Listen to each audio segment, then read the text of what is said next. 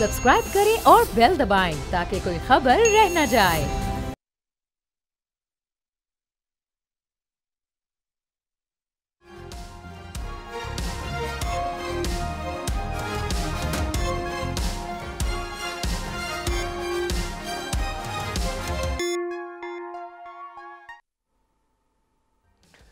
नाज़रीन अस्सलाम वालेकुम। तब्दीली विद डॉक्टर दानिश के साथ हाजिर हैं।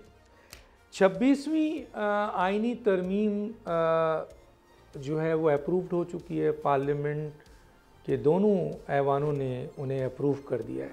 अब उसकी रह गई ये बात अमलदारी, और अमलदारी के हवाले से जो खुसूसी कमेटी थी जिसने चीफ़ जस्टिस का इंतखाब करना था वो कमेटी बनी और चीफ़ जस्टिस का इंतखाब हो गया। लेकिन जो सबसे अहम इस आइनी तरमीम का जो केस मसलन जो अहम बात है वो आइनी बेंच है, और आइनी बेंच जो कॉन्स्टिट्यूट करेगा वो जुडिशल कमीशन ऑफ पाकिस्तान जिसके मेंबर्स जो हैं वो रिकॉन्स्टिट्यूट हो चुके हैं। बताया जा चुका है कि ये मेंबर होंगे।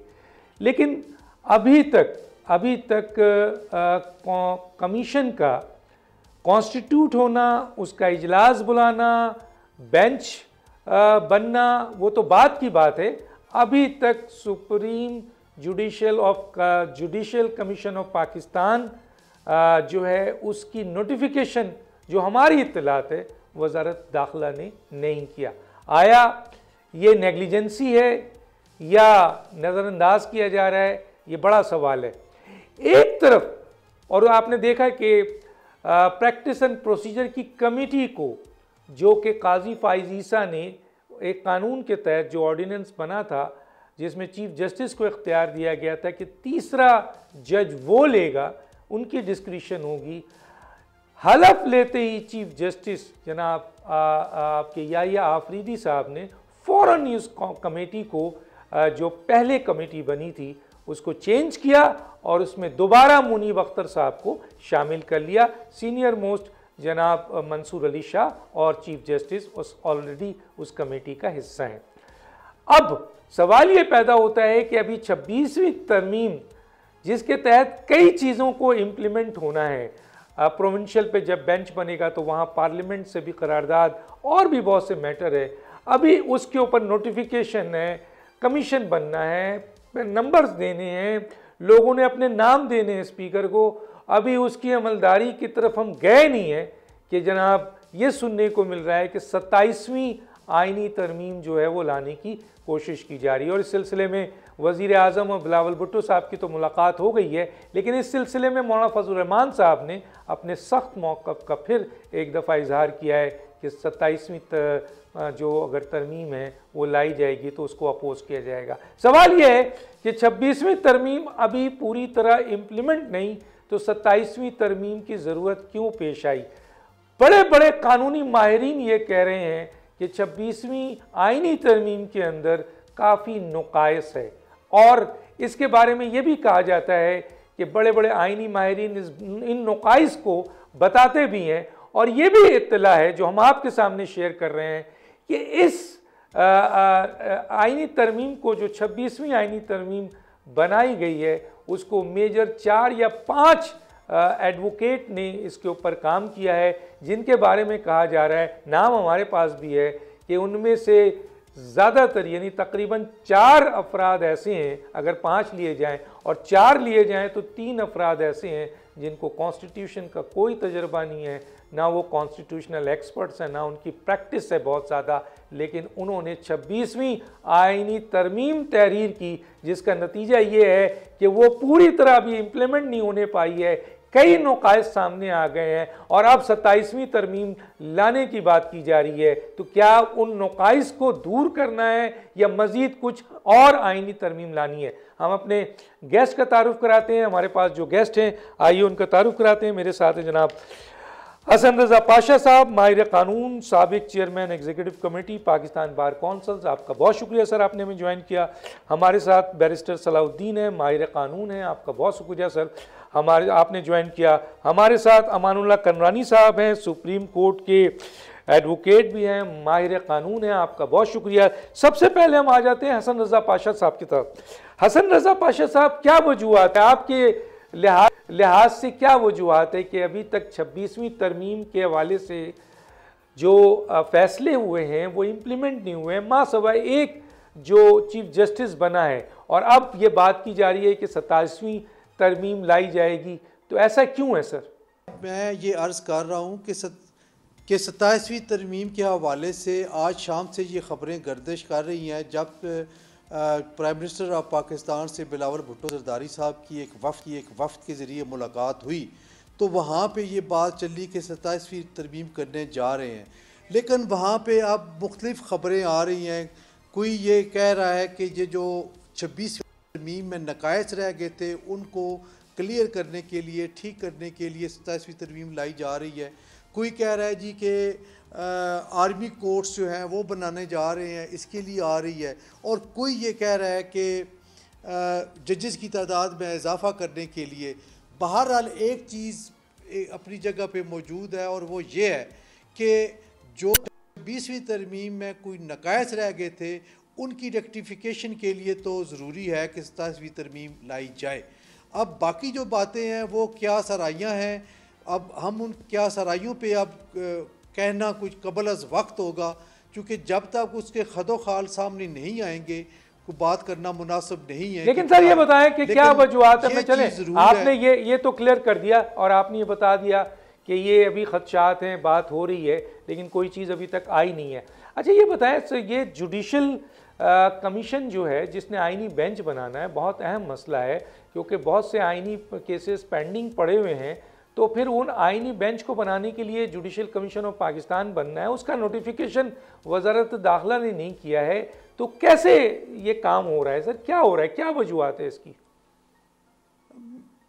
मेरा ख्याल है कि जब ये आइन के अंदर ये फॉर्मेशन बन गई है तो दाखिला का तो इससे कोई ताल्लुक नहीं, वजारत कानून का इसके साथ ताल्लुक। हाँ, वजारत दाखिला नहीं सर, माफी चाहता हूँ, वजारत कानून। यस यस जी, मैं इसको तस्दीक करता हूँ डॉक्टर साहब। जी थैंक यू। मुझे ये खबर मिली है कि जुडिशल कमीशन ऑफ पाकिस्तान का इजलास भी कोई 6 या 8 तारीख को बुलाया गया है। अब ये गैर मुसद्दका इतला है, लेकिन लगता ये है कि वो बुलाया जा रहा है, क्योंकि उसके बगैर तो जो मेन जो तरमीम हुई है जिसमें कॉन्स्टिट्यूशन बेंच बनाना है, जब तक वो नहीं आएगा तो तरमीम का तो फ़ायदा ही कोई नहीं है। तो मेरा ख्याल है कि 6 या 8 तारीख को गैर मुसद्दका इतलात के मुताबिक बुलाया जा रहा है। सवाल ये पैदा हो, ये इजलास कौन बुला रहा है सर? क्या चीफ जस्टिस ऑफ पाकिस्तान बुला रहा है, या अगर चीफ जस्टिस ऑफ पाकिस्तान ये इजलास नहीं बुलाता तो फिर इसका तरीक़ेकार क्या है 26वीं तरमीम में? सर इसका तो तरीक़ाकार ये है कि जुडिशल कमीशन ऑफ पाकिस्तान के जो सरबराह हैं वो चीफ जस्टिस ऑफ पाकिस्तान हैं, तो इजलास तो उन्होंने ही बुलाना है। आप देखें डॉक्टर साहब। लेकिन सर यहाँ पे एक तस्वीर चाहूंगा और भी वकील, क्योंकि ये भी बात आ रही है कि अगर चीफ जस्टिस ऑफ पाकिस्तान ने इजलास नहीं बुलाया, जैसे माजी में भी होता रहा, जुडिशल कमीशन का इजलास नहीं बुलाया, कोई केस होता है तो उस केस को चीफ जस्टिस नहीं करता है, पेंडिंग कर देते हैं, तो अगर चीफ जस्टिस नहीं बुलाता है तो ये कहा गया है कि 1/3 कमेटी के मेंबर इजलास बुला सकते हैं, रेक्विजिशन दे सकते हैं और इजलास हो सकता है। तो इस पर आप क्या कहेंगे सर? जी बिल्कुल, ये चीज़ रखी गई है, चूँकि आपको याद होगा कि एक दफ़ा ये कमेटी रिडंडेंट हो गई एक मुअज़्ज़ज़ जज साहब के शिरकत ना करने की वजह से, जो 3 रुकनी committee practice and procedure act के तहत, तो फिर गवर्नमेंट को लाना पड़ा एक ऑर्डीनेंस। तो मेरा ख्याल है उसको मद्देनज़र रखते हुए ये इख्तियार जुडिशल कमीशन ऑफ पाकिस्तान को भी दे दिया गया कि आप 2/3 मेजॉरिटी से आप इजलास को तलब कर सकते हैं। ठीक है सर, मैं आगे आपसे बात करूंगा। मैं और भी ज़रा अपने जो मेहमान हैं उनसे बात कर लूँ। अमानुल्लाह कररानी साहब की तरफ जाता हूँ। अमानुल्लाह कररानी साहब, ये 26वीं तरमीम में ऐसे क्या नकाइस है कि फौरी तौर पर 27वीं तरमीम लाने की कोशिश की जा रही है?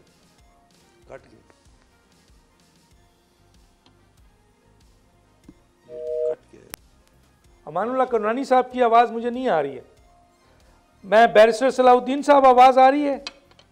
जी बिल्कुल आ रही है आपकी। अच्छा बैरिस्टर साहब, एक तो ये है कि 26वीं तरमीम के हवाले से कहा जा रहा है कि काफ़ी नकाइस हैं और उसको रेक्टिफाई करने के लिए शायद 27वीं तरमीम लाई जा रही है और 26वीं तरमीम के बहुत अहम चीज़ों को इम्प्लीमेंट नहीं किया जा रहा है। एक तो इस पर मैं आपकी बात पूछना चाहूँगा, इसको कैसे देखते हैं सर आप? देखें, आपको याद होगा डॉक्टर साहब के तमाम जो सिविल सोसाइटीज़ थी और बाहर की तरफ से जो भी इंडिपेंडेंट लोग थे, मुतालबा ये हुकूमत से ये था कि ये जो 26वीं आईनी तरमीम है बहुत इम्पोर्टेंट चीज़ है। आप आइन मुल्क का बदलने जा रहे हैं, कम से कम उसका जो मसवदा है वो शेयर करें, उस पे कमेंट्स इनवाइट करें वगैरह। जितने 2, 4, 6 जितने भी मुसवदे थे आपस में सियासी लीडरान के दरमियान एक्सचेंज हो रहे थे। कभी कुछ लीक हो जाता था, कभी नहीं लीक हो जाता था। और जिस उजरत में बनाए गए रात के 4-4 बजे उनमें तरामीम ड्राफ्ट एक्सचेंज होके चेंजेस किए जा रहे हैं, तो ऐसा तो एक्सपेक्टेड था। जब आप इस तरीके से काम करेंगे तो उसमें आप गलतियां जरूर होंगी। अब इसमें जो सबसे बड़ी गलती है जिसकी वजह से ये जुडिशल कमीशन के हवाले से ये बात हो रही है, जुडिशल कमीशन की जो कॉन्स्टिट्यूशन है उसमें एक जो ऑफिस है वो है सीनियर मोस्ट जज ऑफ कॉन्स्टिट्यूशनल कोर्ट। अब कोई सीनियर कॉन्स्टिट्यूशनल बेंच, अब कोई सीनियर मोस्ट जज आईनी बेंच का तो है ही नहीं, क्योंकि वो आईनी बेंच भी जो है वो भी जुडिशल कमीशन ने बनाना है। अब पहले जो 2-1 मैंने मुसव्वदे देखे थे उसमें ये गलती नहीं थी, क्योंकि वो ट्रांजिशनल पीरियड के लिए उन्होंने एक डिफरेंट सिस्टम बनाया हुआ था। मगर जब ये फाइनल ड्राफ्ट आया तो उसमें ये गलती थी। अब बात ये है कि पहले एक मिनिस्ट्री ऑफ लॉ की तरफ से एक वजाहत आई कि नहीं, वेकेंसी हो या एब्सेंस हो तो वो कमीशन का इजलास फिर भी हो सकता है। अब मसला उसमें ये है कि वेकेंसी वो होती है कि जब कोई ऑफिस जो है, ओहदा जो है वो बना दिया जाए, उसमें कोई नामजद ना हो, तो वो वेकेंसी कहलाती है। एब्सेंस ये होती है कि आपने ओहदा भी बनाया है, उस पे किसी को नामजद भी किया है, मगर वो किसी वजह से वो शरीक नहीं हो सकता। मगर जब आपने ओहदा बनाया ही नहीं है तो फिर जुडिशल कमीशन जो है वो इनकम्प्लीट है, तो जुडिशल कमीशन का कोई इजलास हो ही नहीं सकता। इस वजह से अब हुकूमत इस सोच में है गालिबन कि अब कोई 27वीं तरमीम लाएं, इन चीजों को भी रेक्टिफाई करें। मगर मेरी राय में आज की तारीख में ना कोई आईनी बेंच बन सकती है और ना ही कोई जुडिशल कमीशन का इजलास हो सकता है। जुडिशल कमीशन आज की तारीख में कायम ही नहीं है। बताइए, आपने इतनी बड़ी बात कर दी है, वो यही तो बहुत कॉन्स्टिट्यूशनल एक्सपर्ट्स ये कह रहे हैं कि जिन 4 हजरात ने ये आईनी तरमीम तैयार की है उनमें से एक थोड़ा बहुत कॉन्स्टिट्यूशनल केसेस देखते थे, बाकी 3 हजरात जो हैं वो तो कॉन्स्टिट्यूशनल एक्सपर्ट्स थे ही नहीं। मैं आपसे आगे चल के बात करूंगा कुछ और अहम इश्यूज़ पे भी। मैं ज़रा सा अमानुल्लाह करनानी साहब का इस पे पॉइंट ले लूं। अमानुल्लाह करनानी साहब, मेरी आवाज़ आ रही है आपको? बिल्कुल जनाब, बिल्कुल आ रही है। सर, मैं आपसे ये पूछना चाहूँगा कि 26वीं तरमीम आ गई, अब तक 26वीं तरमीम का एक जो फैसला है वो तो सामने आया है कि खुसूसी कमेटी बनी और उस कमेटी ने उसकी नोटिफिकेशन हुआ और उसके बाद उस कमेटी का फैसला आ गया कि जनाब चीफ जस्टिस कौन होगा। अब सवाल ये है कि इधर चीफ जस्टिस ने आते ही एक प्रैक्टिस एंड प्रोसीजर कमेटी को बिल्कुल उसी वक्त ही चेंज कर दिया, एकदम मौका ही नहीं दिया। और उसके बाद ये जो आईनी बेंच बनना है इसके सिलसिले में जो कमेटी बनेगी जुडिशल कमीशन ऑफ पाकिस्तान, वो नोटिफाई नहीं हो रहा है। वजारत कानून ने उसको नोटिफाई करना है, वो नोटिफाई नहीं हो रहा है। तो वो कैसे होगा और उसका इजलास कब बुलाया जाएगा और फिर किस तरीके से ये बेंच एक्ट करेगा? बैरिस्टर सलाहुद्दीन साहब ने तो दोनों चीज़ों की नफ़ी कर दी है। जी बिस्मिल्लाहिर्रहमानिर्रहीम। डॉक्टर साहब, जहाँ तक आइन के जो उसके अंदर खामियों की बात है उसकी तशरीह की बात है। बैरिस्टर सलाउद्दीन साहब ने बहुत अच्छे तरीके से बताया। मैं तो इसको आईनी तरमीम नहीं मानता हूँ। मैं तो समझता हूँ ये आईन के ऊपर हथौड़ा ग्रुप का हमला है। ये आईन के ऊपर हथौड़ा ग्रुप का हमला है और जिसने आईन के सर को, अदलिया को मसख करके रख दिया है। अदलिया की शान को, इज्जत को, तौकीर को खाक में मिला दिया है। अब तो कोई अदालत है ही नहीं। कौन सी आईनी अदालत है? क्या बचा है उसके अंदर? सॉवरेंटी क्या है अदालत की? ये तो मैं दाद देता हूँ जनाब याया अफरीदी साहब को, जिसने जो मायूसी की एक लहर थी उसको खत्म करने के लिए जो प्रैक्टिस एंड प्रोसीजर के एक्ट के अंदर तरमीम नोटिफिकेशन को पुराने को वापस ले लिया। मैं इसको अप्रिशिएट करता हूँ। उसने फुल कोर्ट का इजलास बुलाया हमारी इतला के मुताबिक, उसको मैं अप्रिशिएट करता हूँ। अब जो है आईन पीछे रह जाएगा। ये आईन नहीं है, आईन के ऊपर मजाक है। जिस तरीके से ये पास किया गया, जिस तरीके से लोगों को माजरत के साथ लाया गया, इसको आईन की तरमीम कहना, आईन के साथ मजाक। नहीं तो ये इख्तियार पार्लियामेंट के पास नहीं है। करनानी साहब को 4 दफा बूटू तले रोंदा गया डॉक्टर साहब। नहीं, करनानी साहब मेरे सवाल का जवाब दें। क्या पार्लियामेंट के पास सवाल वजूद नहीं रखता था 10 साल? मैं सर उनको पार्लियामेंट को मेरा सवाल तो सुन ले सर। करनानी साहब मेरा सवाल तो सुन ले। आप वकील हैं, आप वकील हैं, जाहिर है आप अदालत को सपोर्ट कर रहे हैं। नजर आई है उसको ठीक करने के लिए, उसको कमजोर अदलिया नजर आई है जिसको रोंदने के लिए। सर एक सवाल तो कर लूं, अगर आप इजाजत दें तो मैं सवाल कर लेता हूं सर। 50 मैं ये सवाल बैरिस्टर साहब से भी करूंगा, आपसे भी करूंगा, हसन रजा पाशा से। आपसे शुरू कर देता हूं। टाइम मेरे पास ब्रेक का आने वाला है, लेकिन फिर से शुरू कर रहा हूं और आप ही को कंटिन्यू करूंगा कि मुझे ये बताइए कि 58(2)B की एक तरमीम आई जिससे फौज को डिक्टेटर बना दिया गया। 19वीं तरमीम आई जिससे आज तक अदालत को डिक्टेटर बना दिया गया था। अब 19वीं तरमीम को पार्लियामेंट ने अदालती इख्तियारात को कम किया है और 26वीं तरमीम आई है जिसके बारे में एक राय है कि या तो बैलेंस किया गया है या पार्लियामेंट बालादस्त हो गई है। आप कैसे कह सकते हैं कि पार्लियामेंट को इख्तियार नहीं है? वो तो चाहे तो सुप्रीम कोर्ट को खत्म कर सकती है, उसके पास तो ये इख्तियार है सर। वो तो खत्म कर चुकी है ना, वो पहली मर्तबा थोड़ा ही है। 1958 में भी खत्म कर चुका है, आपके 1971 में भी खत्म किया, जुल्फ़िकार भुट्टो ने खत्म किया, जिसको आप सिविलियन कहते हैं, सिविलियन मार्शल एडमिनिस्ट्रेटर इस मुल्क दुनिया में पहली मर्तबा जनाब जुल्फ़िकार भुट्टो बने थे। ये और बात है कि बाद में उसने आइन दिया, उसके अंदर कुछ लोगों के तहफ़्फ़ुज़ात थे, फिर भी एक बेहतर आइन बन गया। 77 में भी सुप्रीम कोर्ट खत्म हो गया 10 साल के लिए, फिर 99 में सुप्रीम कोर्ट खत्म हो गया। आप किस दुनिया में रहते हैं डॉक्टर साहब? हर वक्त हमले जो है कोर्टों पर होते हैं, ये हमारे सियासतदान कोर्ट भी तो जस्टिफाई करती है, कोर्ट भी तो वैलिडेट करती है ना सर। आपने मुशर्रफ साहब को जो वो दिया, कोर्ट ने वैलिडेट किया। बहुत से फैसले हुए, कोर्ट ने वैलिडेट किया, हम उसकी मजम्मत करते हैं। 62(1)(f) का जो फैसला दिया वो डिक्टेटर का फैसला है, जुडिशियल डिक्टेटर का, वो आईनी फैसला नहीं है। 63(a) का फैसला दिया, वो आईनी फैसला नहीं है। जुल्फ़िकार अली भुट्टो के खिलाफ फैसला दिया, वो आईनी फैसला नहीं है। तो आप अदालत को इजाजत है कि वो जो चाहे करे, पार्लियामेंट कुछ ना करे। नहीं, हम ऐसा नहीं कहते डॉक्टर साहब, ऐसा नहीं कहते हम, ऐसा नहीं कहते। हम कहते 19वीं तरमीम भी गलत था, बिल्कुल 18वीं तरमीम सही था। हम तो आप जरा बात खुल के करें ना, हम कहते हैं 18वीं तरमीम सही, अब ये 19वीं तरमीम नहीं है, अब मलगूबा बना दिया गया है। अच्छा। अब अक्सरियत जो है 8 जो है मेंबर बाहर से होंगे, 4 मेंबर जुडिशरी होंगे, कोई बैलेंस तो रखते हैं ना। हाँ, ये बात सही है आपकी कि ये बैलेंस होना चाहिए था। बालादस्ती अब पार्लियामेंट की तरफ चली गई है। मैं एक छोटा सा ब्रेक ले रहा हूँ नाज़रीन, एक छोटा सा ब्रेक लेता हूँ, के बाद आते हैं और फिर इसी अहम तरीन इशूज़ पे। बहुत ही अहम मसला है कि जनाब ये 26वीं तरमीम में इतने बड़े बड़े नकाइस क्यों आए हैं। वो नकाइस इसलिए आए हैं, जो हमारी इत्तलात है कि उसे बनाया है 5 या 4 वकीलों ने जिनका एक्सपीरियंस ही नहीं है, जो कॉन्स्टिट्यूशनल एक्सपर्ट्स ही नहीं है।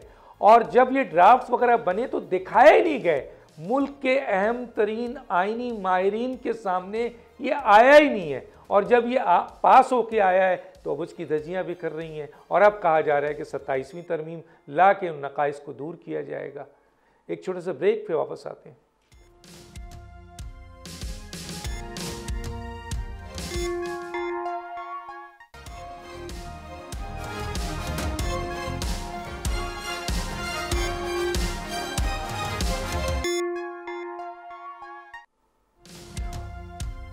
वेलकम बैक जी। चलते हैं अपने मेहमानों की तरफ। जी मैं आता हूं जनाब हसन रज़ा पाशा साहब की तरफ। हसन रज़ा पाशा साहब, क्या पार्लियामेंट को आइन में तरमीम करने का इख्तियार है या नहीं है? वो अलग बात है कि तरमीम में नुकाइस तो हैं, लेकिन क्या उनके पास ये इख्तियार है या नहीं है? और दूसरा एक और चीज़ भी पूछूंगा सर कि क्या इस तरमीम से पार्लियामेंट जो है वो उसने जुडिशरी को बिल्कुल ख़त्म कर दिया है या बैलेंस कर दिया है? क्योंकि 19वीं तरमीम के बाद जो जुडिशरी थी वो ऐसा लगता था कि वो एक जुडिशल मार्शल लॉ या जुडिशल डिक्टेटरशिप का कॉन्सेप्ट आ रहा था। जी क्या कहेंगे सर? डॉक्टर साहब देखें, आईने पाकिस्तान में ही ट्राइकॉटमी ऑफ पावर का फार्मूला दे दिया गया और अदलिया, इंतज़ामिया और मुकन्ना के अपने अपने डोमेन बता दी गई। और ये इसी आइन में ही ये मौजूद है कि पार्लिमान 2/3 अक्सरियत के साथ आइन में अमेंडमेंट कर सकती है। अब पार्लिमान ने अपना इख्तियार इस्तेमाल किया और अमेंडमेंट लेकर आ गए। मैं उस प्रपोज्ड अमेंडमेंट की तरफ नहीं जाता, चूँकि अभी हमने देखना है कि अमेंडमेंट हुई क्या है। और एतराज़ ये हो रहा है कि अदलिया का गला घोंट दिया गया, अदलिया को महकूम बना दिया गया। मैं ये पूछता हूँ कि अदलिया ने कब, यानी कौन सी अदलिया की बात कर रहे हैं? उस अदलिया की बात कर रहे हैं जिसने हक के मार्शल लॉ को एंडोस किया। उस अदलिया की बात कर रहे हैं जिसने ज़ुल्फ़िकार अली भुट्टो को फांसी दी। उस अदलिया की बात कर रहे हैं जिसने परवेज़ मुशर्रफ, एक आमर था, उसको ये इख्तियार दिया कि वो 3 साल के लिए आइन में अमेंडमेंट कर सकता है। क्या ये उस अदलिया की बात है? मैं बिल्कुल इंतहाई माज़रत के साथ ये अर्ज़ करूँगा कि ये ऐसी बात नहीं है। इस अमेंडमेंट से पहले जिन्होंने एस्टेब्लिशमेंट की तरफ जाना था, सबको पता है नाम, वो एस्टेब्लिशमेंट की तरफ गए। और उसमें वो लोग भी हैं जिन्होंने PCO के तहत, LFO के तहत हलफ नहीं उठाए।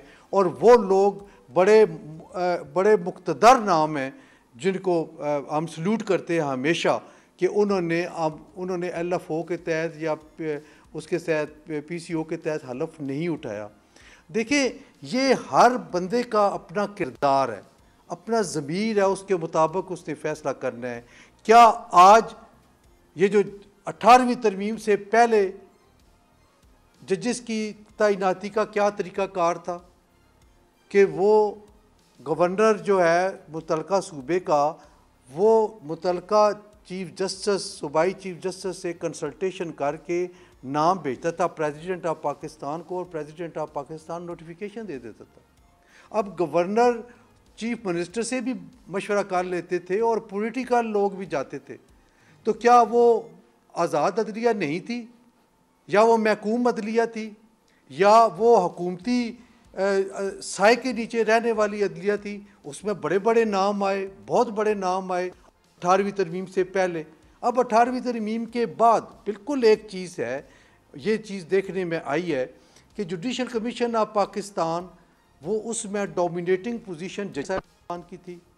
और जो पार्लिमानी कमेटी थी, 8 मेंबर्स थे उसके, 4 ट्रेजरी बेंचेस के थे, 4 जो है वो अपोजिशन के थे। वो आलमोस्ट डिडेंडेंट हो गई थी, सिर्फ एक डाकिए का काम, पोस्ट ऑफिस का काम करते थे। अब यहाँ पे जो जुडिशल कमीशन ऑफ पाकिस्तान अब बना है, उसमें क्या तब्दीली आई है मुझे बताएं। 5 जजेस हैं सुप्रीम कोर्ट ऑफ पाकिस्तान के, including the chief justice of Pakistan. एक मेंबर, एक मिनिस्टर है, लॉ मिनिस्टर, वो पहले भी थे। मेंबर पाकिस्तान बार कौंसल, यानी पाकिस्तान बार कौंसल का एक नुमाइंदा, वो पहले भी था, आज भी है। अटॉर्नी जनरल ऑफ पाकिस्तान पहले भी थे, वो आज भी हैं। सिर्फ ये तब्दीली आई है कि जो पार्लिमानी कमेटी है उसके 8 अरकान कम करके 4 कर दिए गए, और 2 ट्रेजरी बेंचेस से हैं, 2 अपोजिशन के हैं, उनको जुडिशल कमीशन ऑफ पाकिस्तान का मुस्तकिल मेंबर बना दिया। सिर्फ ये इजाफा हुआ है। कहाँ से जजेस की तादाद फिर भी ज़्यादा है, 5 है। और आपका क्या ख्याल है कि क्या ओ सर आपने आपने लोग चीफ होंगे जस्टिस वो से हुकूमती आपने चीफ जस्टिस से सो मोटो का तो इख्तियार ले लिया ना, जिसके जरिए वो इंतजामिया में घुसकर इंतजामिया को मफलूज कर देते थे। 67 सो मोटो नोटिस चौधरी इफ्तिखार ने लिया, 52 जो है वो बंदयाल ने लिया। तो सर इतनी बड़ी ताकत जो आपने दी थी चीफ जस्टिस को, हालांकि आइन तो सुप्रीम कोर्ट को देता है, सो मोटो का आइन में कहीं जिक्र नहीं है, लेकिन ये खुद साख्ता ताकत अब आपने छीन ली है, तो इसलिए वो कह रहे हैं कि ताकत कम हो गई है। बस आखिरी लाइन सर, 1 मिनट 30 सेकंड। जी डॉक्टर साहब, मैं अर्ज करता हूँ कि ऐसे बहुत सारे केसेस जो सुओ मोटो उनका एक्शन लिया गया वो ऐसे थे कि जिनको सिविल जज से शुरू होना चाहिए था। कई लोगों के इख्तियारात, कई लोगों का हक मारा गया, उनके पास ना कोई अपील का फोरम रह गया था, ना ही उनके पास सेकंड अपील का या रिवीजन का स्कोप रह गया था। डायरेक्टली उनको सुओ मोटो लेके 184(3) के तहत फैसले हो गए। लेकिन सर अब मैं जा रहा हूं, आगे जा रहा हूं। लेकिन सर अब तो सुप्रीम कोर्ट का इख्तियार तो जो जितने भी जजेस हैं, चाहे वो चीफ जस्टिस हो, कमेटी हो, वो वाले सारे इख्तियारात तो अब ख़त्म हो गए ना सर। तो वो जाहिर है करनानी साहब को ये है कि वो जो इख्तियारात थे वो इख्तियारात छिन गए, इसलिए बदलिया कमज़ोर हो गई है। मैं आगे बात करूंगा, सलाउद्दीन साहब की तरफ आता हूँ। सलाउद्दीन साहब, आईनी बेंच अगर आप ये कहते हैं कि फॉर्म नहीं हो सकती, कमीशन ये जो judicial commission of Pakistan form नहीं हो सकता, तो फिर ये जो आईनी केसेस हैं वो कौन सुनेगा? यही सुप्रीम कोर्ट सुनेगा, लेकिन 26वीं तरमीम में तो उनको इजाज़त नहीं है सर। सुनेगा, एक वैक्यूम तो नहीं हो सकता कि आज पाकिस्तान में किसी किस्म का आईनी मुकदमा जो है वो एंटरटेन ही नहीं हो सकता, तो ऑब्वियसली वही सुप्रीम कोर्ट सुनेगा। मगर एक बात मैं इसमें मजीद इजाफा करूं, पाशा साहब ने जिक्र किया कि ये जो तरमीम आई है इससे कोई फर्क नहीं पड़ा। देखें, पहले सिस्टम क्या था, जो आप यहाँ अब जो 13 जो मेंबर हैं उसमें से 5 मेंबर जो हैं वो हुकूमत नामजद करती है। अब 2 ऑपोजिशन के मेंबर हैं, 1 बार काउंसिल का नुमाइंदा है और 5 जजेस हैं। अब आप ये देखें कि आप इलेक्शन कमिश्नर अपॉइंट करने जाते हैं तो ऑपोजिशन और गवर्नमेंट इक्वल होती है। क्यों? क्योंकि आप कहते हैं हम इलेक्शन कमिश्नर को गैर जानिबदार रखना चाहते हैं। जब आप नैब का चेयरमैन लगाने जाते हैं तो लीडर ऑफ हाउस और लीडर ऑफ ऑपोजिशन की मुशावरत से होता है इक्वल, क्योंकि आप उसको गैर जानिबदार रखना चाहते हैं।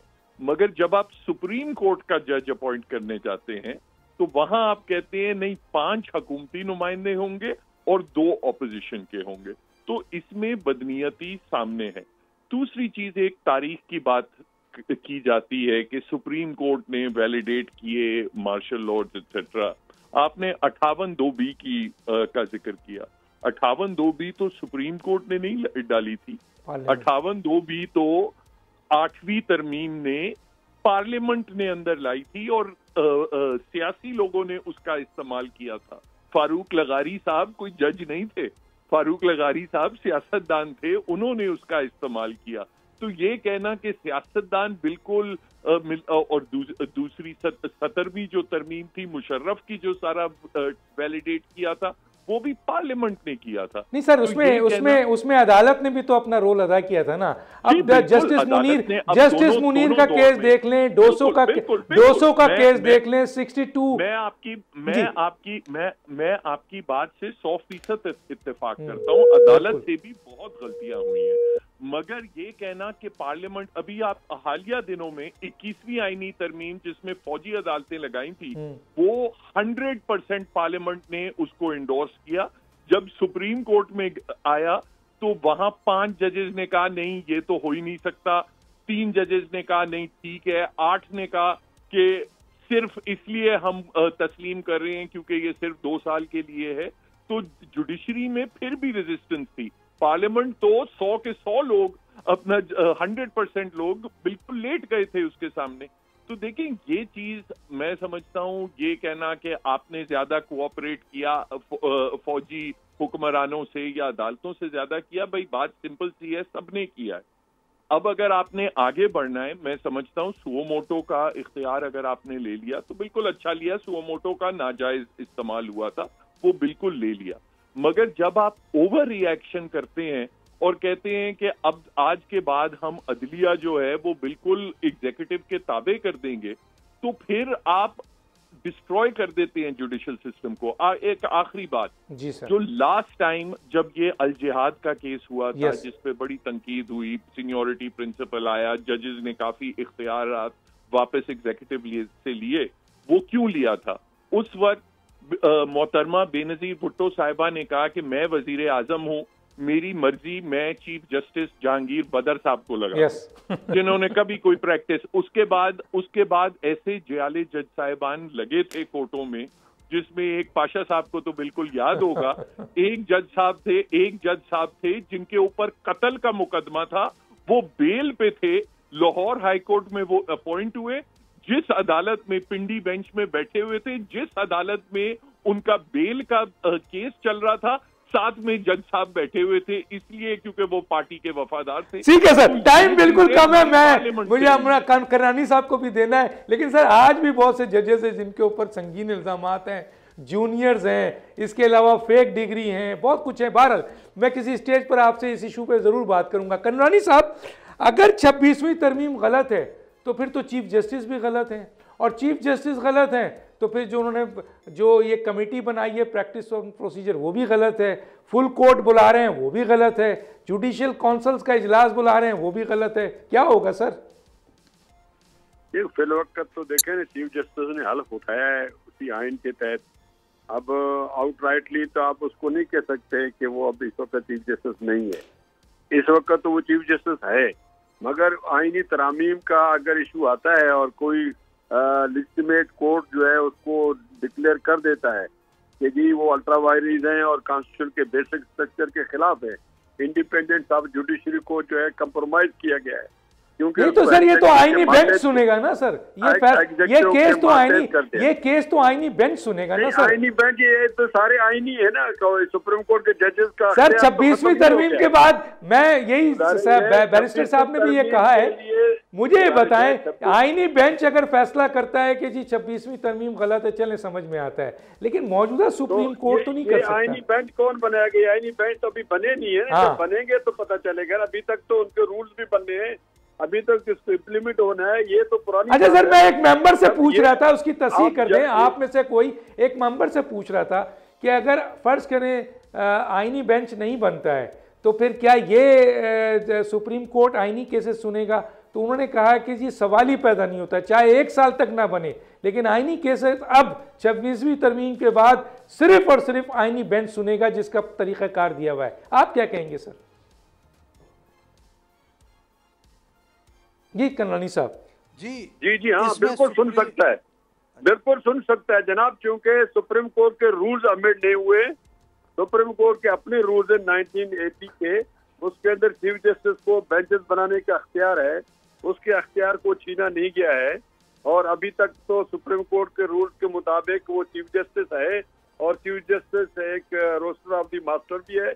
और वो चीफ जस्टिस साहब बेंच बनाए, और सर वो बेंच बनाए और 62,000 जो पेंडिंग केस है वो सुने, उनको कोई मना नहीं कर रहा है, लेकिन आईनी मैटर नहीं सुन सकते। वो प्रैक्टिस है, प्रोसीजर के तहत 3 जज बैठे हैं, वो डिसाइड कर सकते हैं। अभी तक तो वो तो सर वो केसेस डिसाइड करेंगे ना, जो क्रिमिनल केस है, जो फौजदारी केस है, जो सिविल केस है। नहीं, अभी तक तो लिस्टिमेट जो इस वक्त चीफ जस्टिस है वो अफरीदी साहब है, वो जो बहुत बेंच बनाएंगे वो सुप्रीम कोर्ट का बेंच तस्वर होगा। 26वीं तरमीम कहाँ गई सर? 26वीं तरमीम के तहत 26वीं तरमीम के तहत 12 रुकनी खुसूसी कमेटी के तहत चीफ जस्टिस बन रहे हैं, और चीफ जस्टिस 26वीं तरमीम को नहीं मानेंगे, ऐसा कैसे हो सकता है? जो है अंडर क्वेश्चन हो, उस आईनी तरमीम पर कैसे अमल हो सकता है? तो मैं यही तो कह रहा हूं सर, सर तो फिर तो चीफ जस्टिस भी नहीं हुए ना, तो फिर खत्म हो गए चीफ जस्टिस अगर 26वीं कॉन्स्टिट्यूशनल अलग कर दिया ना। आइन पर तो अभी हल्फ किसी ने नहीं उठाया, 26वीं तरमीम पर हल्फ किसी ने नहीं उठाया। उन्होंने तो 1973 के तहत हल्फ उठाया, तो वो लिस्ट में चीफ जस्टिस है। नहीं सर, उन्होंने वो उनकी जो उनकी क्रिएशन जो हुई है सर, उनकी क्रिएशन सर, उनकी क्रिएशन तो 26वीं तरमीम के तहत हुई है ना सर। बहरहाल एक डिस्क्रिशन हुआ, जो कुछ हुआ इस्तेमाल हुआ। अगर जब फैसला आ गया जैसे सज्जाद अली तो फिर 26वीं तरमीम का ये फैसला है कि आईनी अदालत ही आईनी केस देखेगी, चला गया आईनी अदालत ही आईनी केस देखेगी। आप इसको नहीं मान रहे सर। मेरे पास बहुत खत्म है, मैं किसी स्टेज पर बात करूंगा। वैसे ही कॉम्प्लिकेट कर दिया गया है सर। इन जिन लोगों ने भी, ये 4-5 अफराद जो मुख्तलिफ सियासी जमातों के लोग थे, मेरे पास उनका नाम भी है, जिन्होंने इस आईनी तरमीम को, जो बहुत ही अहम आईनी तरमीम थी, जैसे हमारे आईनी एक्सपर्ट्स भी बता रहे थे, कई नकाइस है इसके ऊपर, और जिन लोगों ने बनाया वो कॉन्स्टिट्यूशनल एक्सपर्ट्स ही नहीं थे, उनसे ये बनवाया गया है। तो अब 27वीं तरमीम अगर लाई जा रही है तो उसमें अहम तरीन मुल्क के कॉन्स्टिट्यूशनल एक्सपर्ट्स को बुलाकर उनको ये ड्राफ्ट दिखाएं। वक्त खत्म हो चाहता है। डॉक्टर दानिश को याद दीजिए। अल्लाह हाफिज़।